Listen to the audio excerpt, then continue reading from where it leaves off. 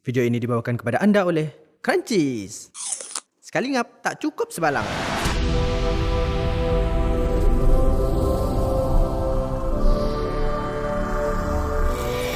Satu ceramah mengatakan pada zaman ini hanya boleh bertawassul kepada Rasulullah SAW dan bukan kepada orang yang telah meninggal dunia. Satu ceramah lagi mengajar saya untuk bertawassul kepada Rasulullah dan para wali yang hidup maupun yang telah meninggal.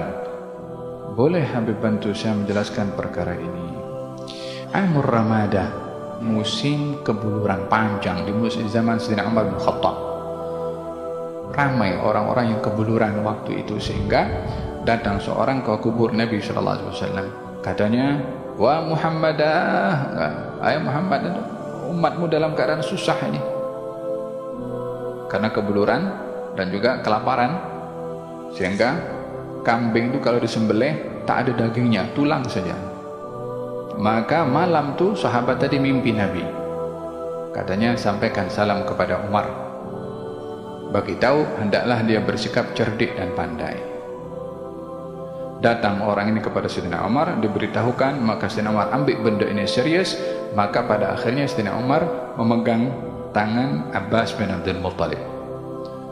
Katanya, "Wah ya Allah, di masa hidupnya Nabi kami bertawassul meminta doa kepada Nabi. Setelah wafatnya Nabi kami adalah meminta dengan kehormatan ahli keluarga Nabi. Maka turun hujan. Yang menurunkan hujan adalah Allah Subhanahu wa taala. Namun punca Sayyidina Umar berdoa siapa? Itu orang yang pergi ziarah Nabi tadi itu. Dan dia bertawassul sama Nabi setelah wafatnya Nabi SAW.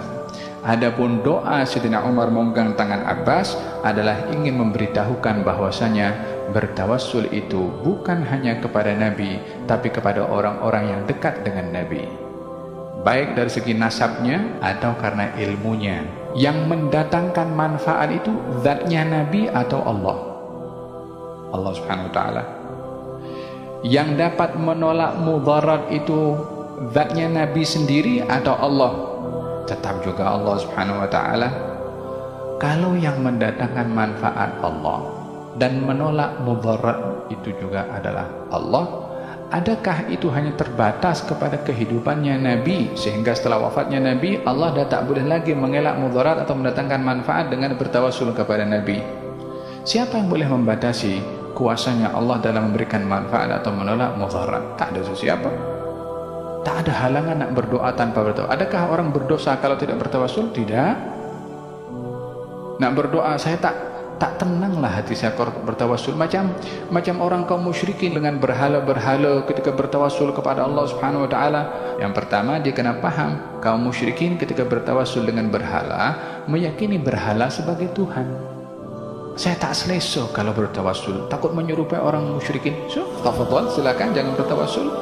Berdoa langsung, fadhalu. Yang penting jangan gaduh. Jangan salahkan orang bertawassul. Yang bertawassul pun tak berkeyakinan seperti mana kamu. Pada akhirnya kesimpulannya apa? Kalau tidak yakin dengan tawassul, tak apa.